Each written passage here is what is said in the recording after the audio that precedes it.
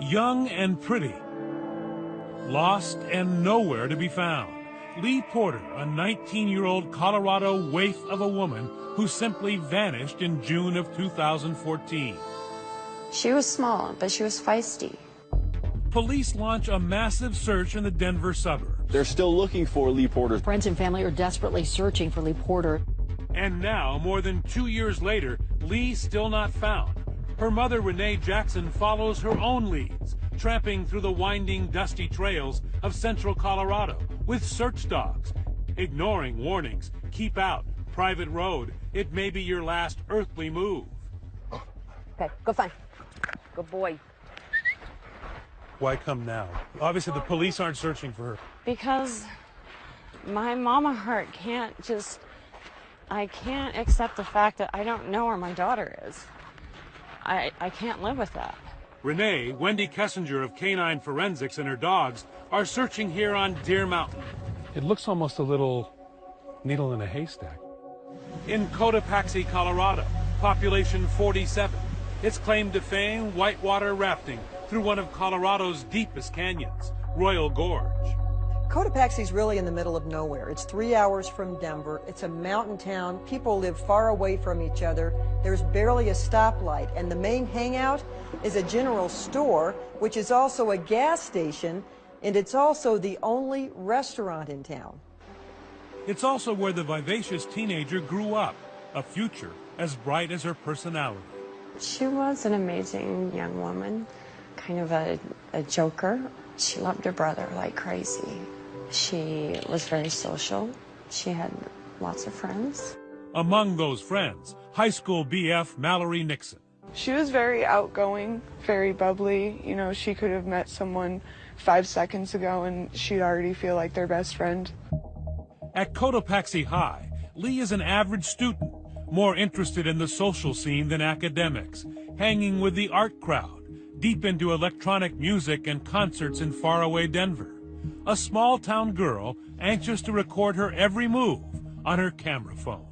She was kind of a selfie hound, which I used to make fun of her. Like, get that phone out of your face. But I'm glad she took as many as she did, for sure. Because now, it's all Mom has, memories. And as Lee moved away from the slow pace of Cotopaxi, the memories began to turn dark. A good girl, alone, now a 2-hour drive from family, quickly slipping into a world full of temptation and danger. Secretly dropping out of class here at Trinidad State College, and then moving in with an older man. I don't understand it. I don't understand what made her go to this person who is much older and, you know, was kind of bad news, so. He's 38. She's not out of her teens. Jessie Mine, a tattoo artist who Mallory Nixon says has a taste for tender young women and hard drugs. She wasn't involved in drugs at all before she met him? Not before she met him, no. And then how bad did it get? It got bad right away. We were going to a concert together, and as we were driving up to Denver, she said, I did heroin for the first time, and I'm hooked on it. What did that say to you? It broke my heart. It really did. While all this is happening, Lee's heart is broken too, by another man, a man she's closer to than any boyfriend, her older brother, Max. She was basically like my best friend. We did everything together, listened to the same music, did the same things, fought like brother and sister all the time, and we were really close. We were able to go to each other and talk to each other about everything. But when Lee needed her brother most, just as she's meeting the older man, Max, not expecting the downward spiral to come, moves to California to open his own business. She got really depressed, and then she met Jesse. He's a 38-year-old guy. So she was attracted to this older man? Yes, but he lied about his age at first, and then later, after they clicked, then told her. Was there a certain vulnerability about your sister that perhaps allowed this to happen? She lets people in really easily, so if you show any affection or care, she'll most likely open her arms up to you. Lee Porter knew her life had taken a turn for the worse, desperately looking for a course correction. Her friend Mallory says in the days before Lee went missing, she was struggling to kick a heroin habit, attending Narcotics Anonymous. She said she wants help, but she doesn't know what to do. She doesn't know who to go to because she didn't want to leave Jesse. Was she getting out of it, do you think? Oh, she definitely was. The day before she went missing, I saw her down in Pueblo, and she had been off of it for 3 days. The trouble in Lee's life is about to get worse. Jesse breaks up with her, packs his truck, and moves east, leaving Lee with no place to live. She packs her car and heads north to Denver with no real plans. So Lee starts looking for help on social media, telling a Facebook friend, "I'm about to be homeless." And then, as her brother finds out, she just drops off the grid. I knew there was something wrong right away because I couldn't get a hold of her. It was just days of calling back, calling my mom, told her there's something wrong. The family goes to police, who immediately turned to boyfriend Jesse. His trip to the East Coast cut short by a summons to the interrogation room. Can you tell me what your relationship is with Thea? For 90 minutes, police hammer Jesse, and he admits to some rough times. It's like the biggest fight we ever had. When you guys arguing or you guys Scream, no, not hitting each other, just screaming at each other. We would fight about cheating on each other.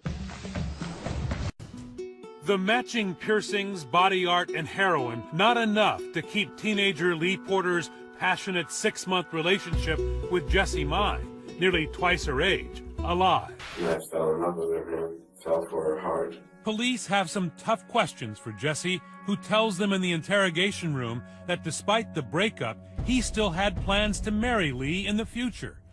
I told her when I left that if she got help, if she got clean, then I would love to come back and marry her. Jesse tells the cops he last saw Lee when they parted ways at this motel parking lot, just outside Denver.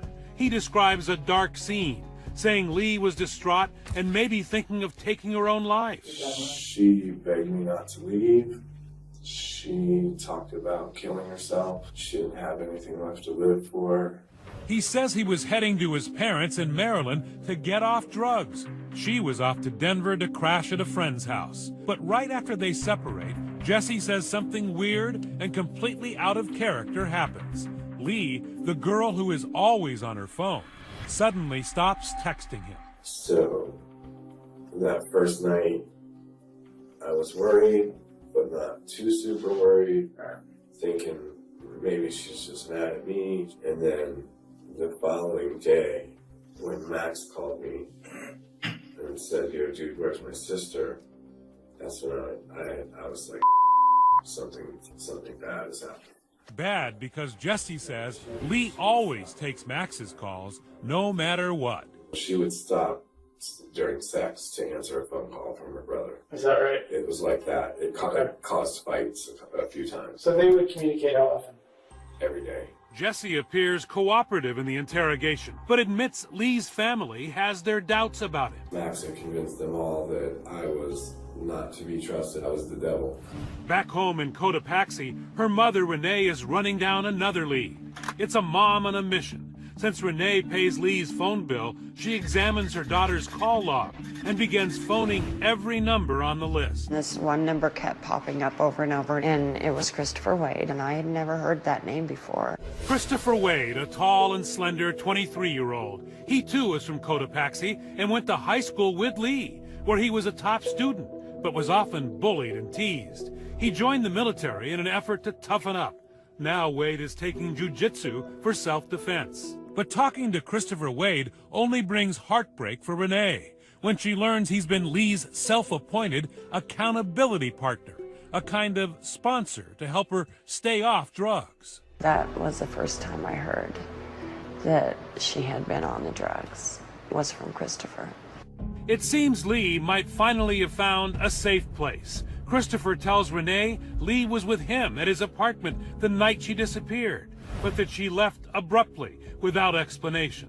He told me that she had gotten a notification on her phone late that night and left. Christopher Wade says he hasn't seen her since, but this is another man the cops need to talk to, paying him an immediate visit.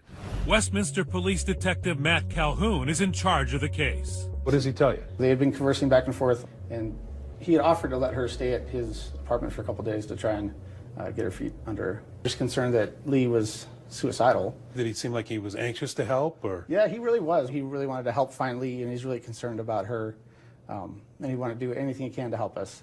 Just like Lee's boyfriend Jesse, Chris Wade is extremely helpful, full of detail and concern. After interviewing these guys, police aren't yet convinced Lee is a victim. It's possible she's just a runaway. We don't know what happened up to this point, and we can't prove that even a crime happened at that point. Wade even joins the search, pleading for her safe return online and on the local news. Tried texting her, tried calling her, left her some messages on Facebook, and haven't heard anything back from her.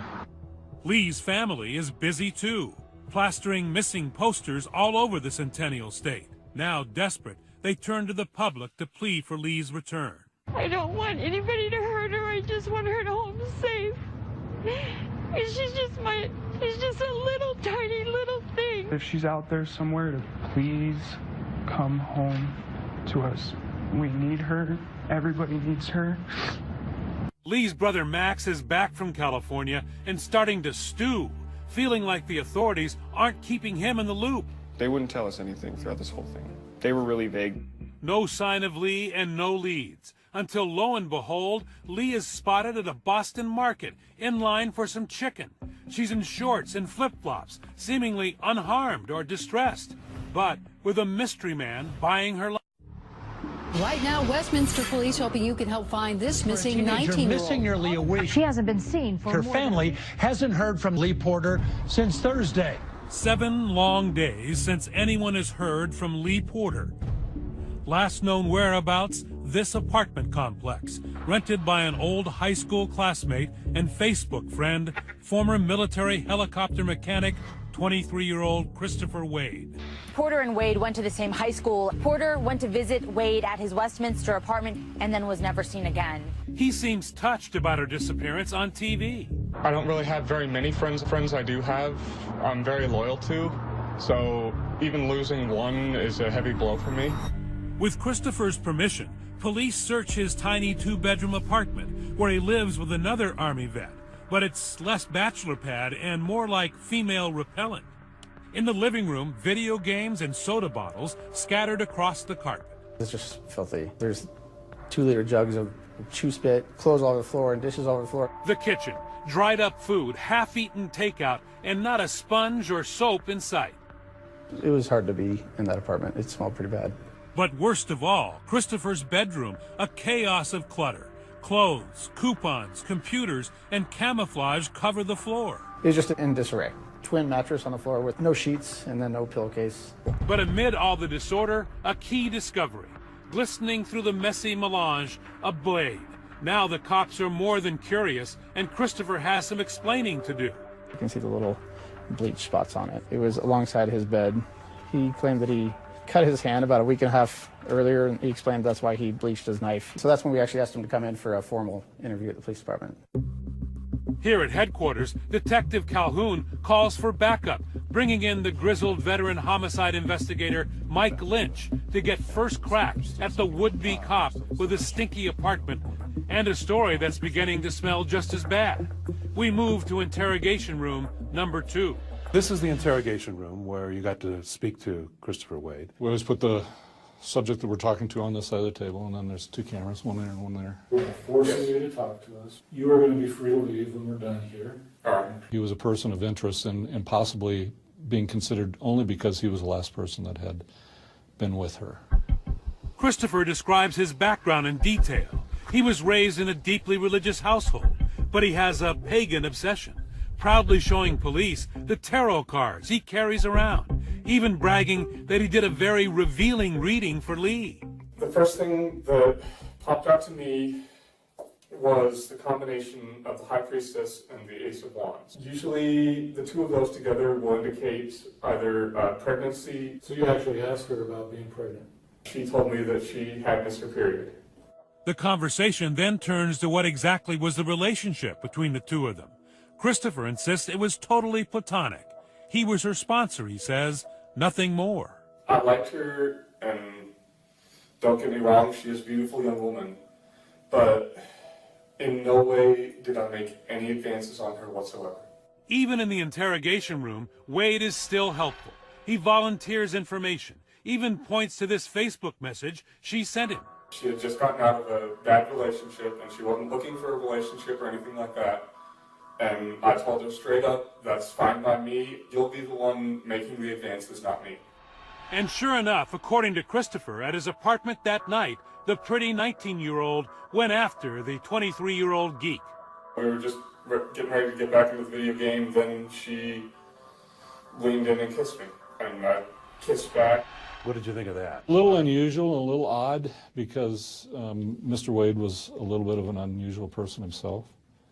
And it kind of caught us by surprise that she would want to have sex with him. Unsure of what to make of the story, Detective Lynch begins to question Christopher about something conspicuously absent from his apartment: the sheets on his bed. You didn't get rid of the sheets? No. Intentionally get rid of the sheets because maybe there were blood on them? No, sir. It seems inconsistent, does, based on the condition of your apartment, that you would be all of a sudden in the middle of a sexual experience taking your sheets and taking them off the bed. It was afterwards. Even afterwards. Yeah, it seems kind of bizarre. The worst thing you could do is lie to us. All right. Yeah, I did get rid of them. Christopher cracks like a 3-minute egg, backpedaling under pressure. He tells his interrogators when Lee's mom called him that first night saying she's missing, he panicked and trashed the sheets that had both their DNA on them. But Detective Lynch is beginning to think there was more than sex going on in that bedroom. We started turning the heat up, and I asked him, where's the body at? I says, is that body out there with the cell phone? Did you kill Leah Porter? Am I being accused of something? What do you think? It sounds to me like yes. And I maintain my innocence, but I would like a lawyer. Our interview now has to cease. I'm convinced he killed her. We have to let him walk out of here because we don't have the evidence to hold him in. Christopher is free, but don't forget he shares that apartment with a roommate who was home much of that night. What's your name? Jesse Williams. Jesse Williams. We suspect something's happened to this young lady. Now, before you say anything to me, I want you to think long and hard about this. Williams is in the hot seat for 3 hours. He tells authorities when he came home, Christopher had a tie around his bedroom doorknob. That's code for a girl in his room. Did you ever hear anything? I heard the door open and close, that's about it, like they were going to use the bathroom or something. So any time did you ever see this woman? No, I did not. But he did see something curious while trying to sleep on the living room couch, such as it is. Around 3 in the morning, he watches as Christopher takes something outside. I'm just transferring stuff that was in my old car to the new car. That's all he said. He went back to his room, and I'm assumed he went to sleep. I maintain my innocence, but I would like a lawyer. 23-year-old Christopher Wade, with his button-down shirt and goatee, looks like a geeky college student, not the prime suspect in the disappearance of a teenager. And so we have Chris under 24-hour surveillance. The detectives conclude that Jesse the boyfriend and Jesse the roommate are witnesses and not suspects. They let them go. And they get a search warrant for Christopher's apartment. Our criminalist was able to do examinations for blood on like the bathroom. She sprayed the sinks and then the shower. And we were able to actually see a T-shirt had a blood stain on the upper sleeve. And then police hit pay dirt when they find buried in the mess on the floor this receipt from 7-Eleven. It's for bleach and rubber gloves. Thank heaven for 7-Eleven. Stocked, as they all are, with Slim Jims, Slurpees, and security cameras. Here you'll just see Chris Wade coming from his apartment by the bleach and gloves. Looks like it's about 11:54 in the morning. Watch as inside the store, he's no housekeeper, but grabs the bleach. Then after speaking with the clerk, rubber gloves, before heading back to his mess of an apartment. The evidence is mounting. Police match Christopher's picture with the man in the Boston Market video. Now police are watching his every move, and they see Christopher meet with someone new. He was still under surveillance, so we had detectives watching him and watching this whole thing go down. It's Lee's brother, Max, unable to wait for police to go through the legal process. He's setting a trap of his own. luring Christopher to this idyllic setting under a gazebo of all things, with friendly text messages like these. I don't think you did anything, but other people do. Hope you're holding up with work and all, friend. I'll let people know to stop harassing you. And were you acting sympathetic at that point? Yeah, totally. Like, I totally just told him what he wanted to hear. But it's all a ruse to bait Christopher into talking. Max brings along a friend, and Christopher brings his obsession, those tarot cards. He says he wants to do a reading to help find Lee. Max and his buddy Eric Fay show me the gazebo where they all sat and talked. Where is he sitting, and where are you guys sitting? Yeah, Chris was sitting about right here, and we were all sitting on this side.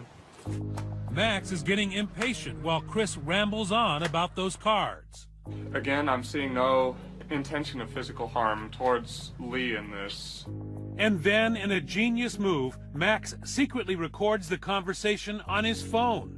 2020 has obtained the actual audio. Chris, look at me right in my eyes. Dude, where is she? I do not know. And then it went back and forth like 10, 20 times. I know, no, you, no, I don't. You know, no, I don't. Where is she now? I do not know. You know what happened. Look, okay. You need to tell us right now, dude. I need my sister back, dude. I'm gonna kill myself without my sister. Chris. Yeah, I know. Where is she? And eventually he cracked. Look, you have every right to be angry with me.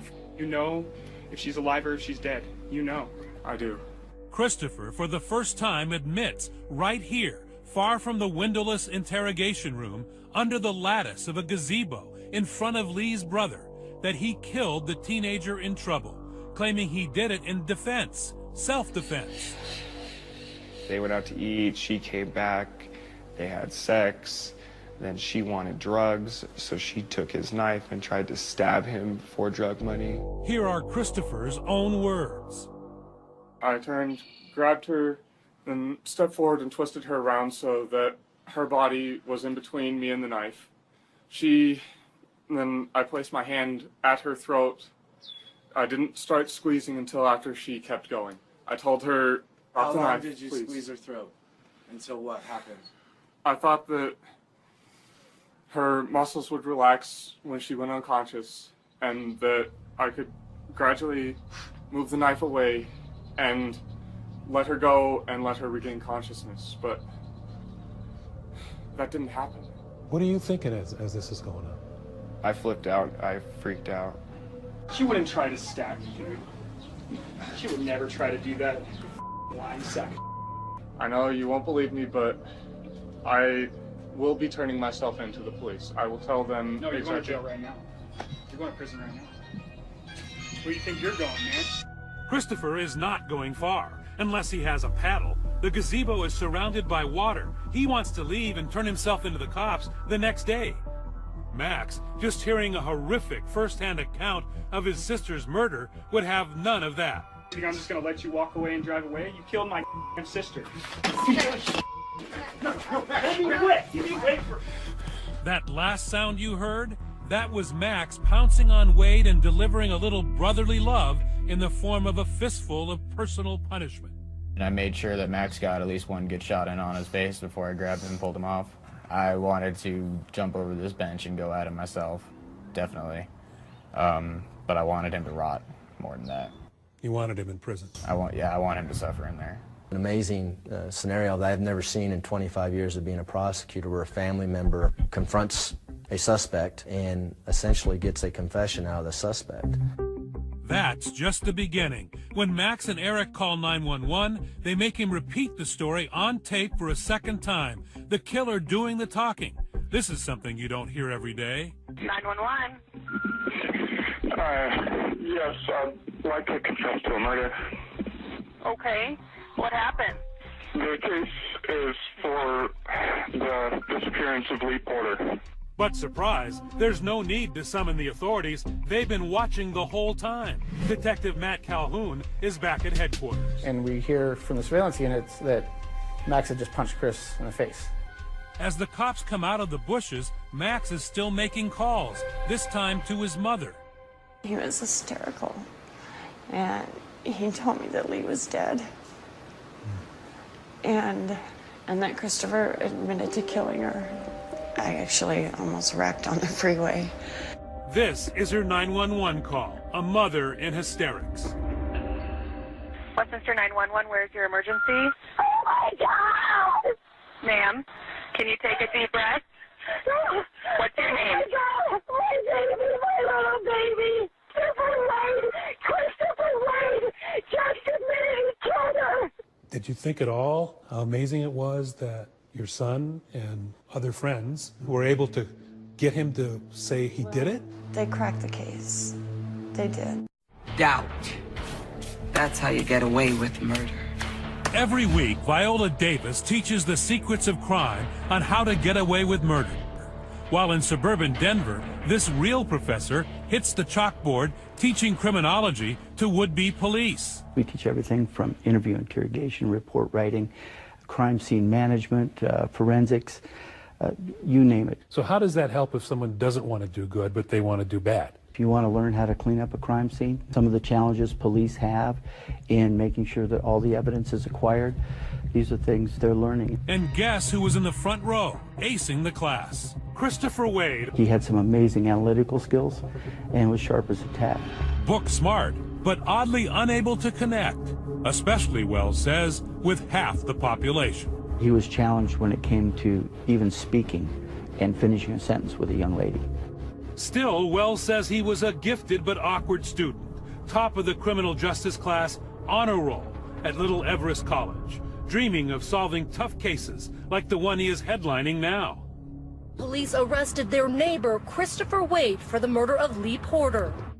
Back in the interrogation room, a quick frisk and a jab from the real cops about Wade's lifelong dream to be on the other side of the law. I missed it, did I? You tell me, right? You didn't miss anything.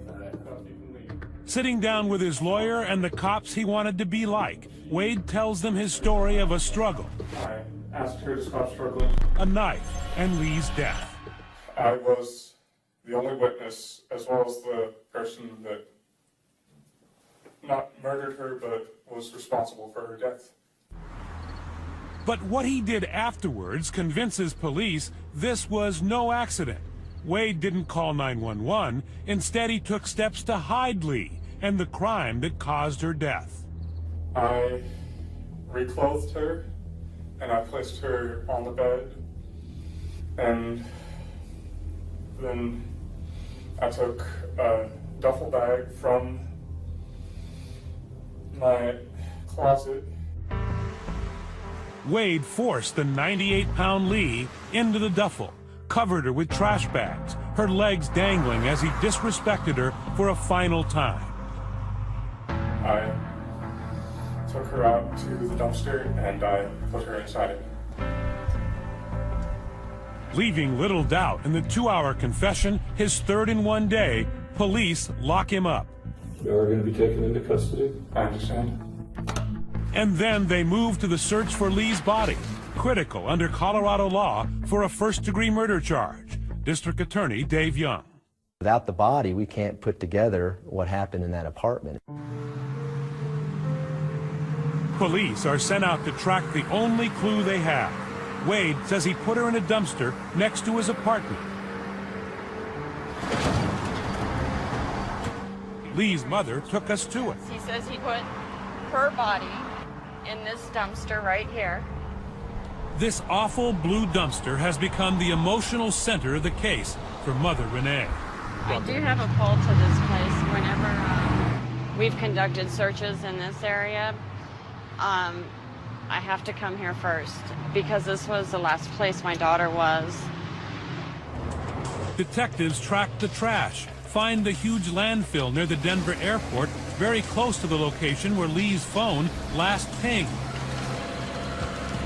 40 days of searching, 40 days of hope, 40 days of going, you know, every day hoping that you're going to find a bag with a body. It's pretty depressing. We don't have the body, so maybe we missed it. You wanted the body. Absolutely. We need the body. The 40-day search was not a total bust. Evidence, strong evidence, was found 3 weeks in. Day 19 of this search was probably the most important day. One of our officers ends up finding a single purple pillowcase. Inside, Lee's cell phone, now smashed by the compactors at the dump, her wallet and ID, and the clothes she was wearing. Evidence now with Renee Jackson.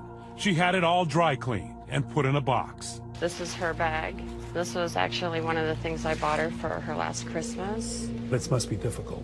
It's very difficult. It's very difficult. It's the last thing that I have of my daughter right now until I find her. Frustrated and not anxious to take the case to the jury without Lee's body, the prosecution tries a long shot, offering Wade a plea deal. Second-degree murder in return for that critical piece of information. Where is Lee's body? I called the defense attorney at least 2 or 3 different times saying, I want to know where that body is.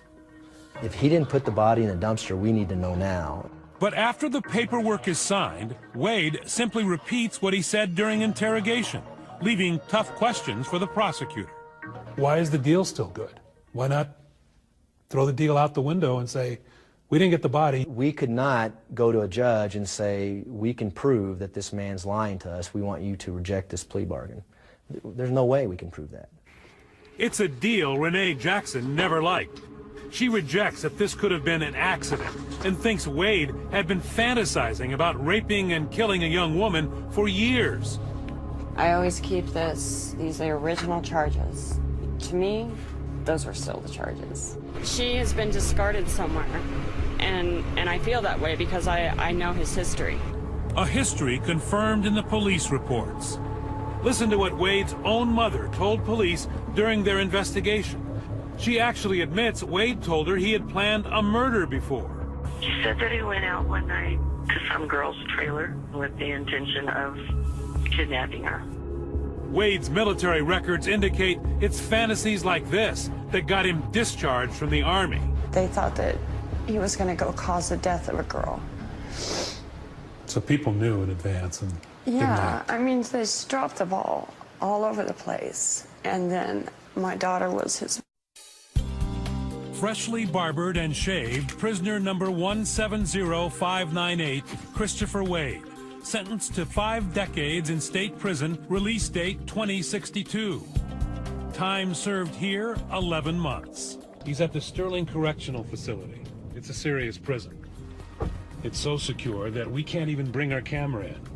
But we can bring a tape recorder, and you'll get to hear his story.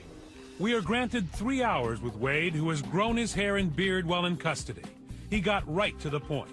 It was June 2nd of 2014. Over and over, Wade stuck to his story that the 98-pound Lee attacked him with a knife he kept by the bed. You could easily either take the knife away from her, throw her to the bed and run, do anything short of killing her. And I will admit that that is what I should have done. Wade agrees his story may not make sense and admits to one glaring inconsistency. Remember the 911 call from the park where he confesses for the second time? He does not call it an accident then. 911. Yes, I'd like to confess to a murder. You knew the difference between saying I killed her and I murdered her. Yes. Your first words in 911 are, I've murdered somebody. Yeah. Wade says he didn't want to inflame Lee's brother, who had just punched him, by calling her death accidental. But why did he confess at all? Wade says it was all in the tarot cards. The cards were saying to me that my guilt over that would destroy me unless I let it out. And he says those cards also told him to kill himself. He never told police this or Max, but his plan, he says, was suicide. The reason that I didn't commit suicide was that Lee's spirit came to me and told me not to. But even with all that guilt and his year in prison, he's of no help in finding Lee's body. I told the police what I did with her body, which was to throw it in the dumpster. She doesn't deserve to be just tossed away like a piece of trash. Like she doesn't. Wade denies studying criminology to commit the perfect murder, but says it did help him a bit in the interrogation room. I kind of knew what to expect in their line of questioning. His favorite professor at the storefront college, Robert Wells, isn't buying it. His efforts to clean and purge the crime scene, those are things he could have learned right there in my class. This hits you hard that he may have learned something in your class. How could it not? For 2 years, Renee Jackson has not given up the search. She's still out there with little help, looking for her lost Lee. Just 98 pounds in life, but now a heavy weight on her heart and soul. I look forward to the day that I get to meet my daughter. But in the meantime, I'm going to try and find her. That mother still grieving, still searching, and our question for you at home tonight, could you have done what that heroic brother did, playing it so low-key while trying to get the killer's confession on a cell phone recording? Let us know on Facebook or Twitter. Use the hashtag ABC2020.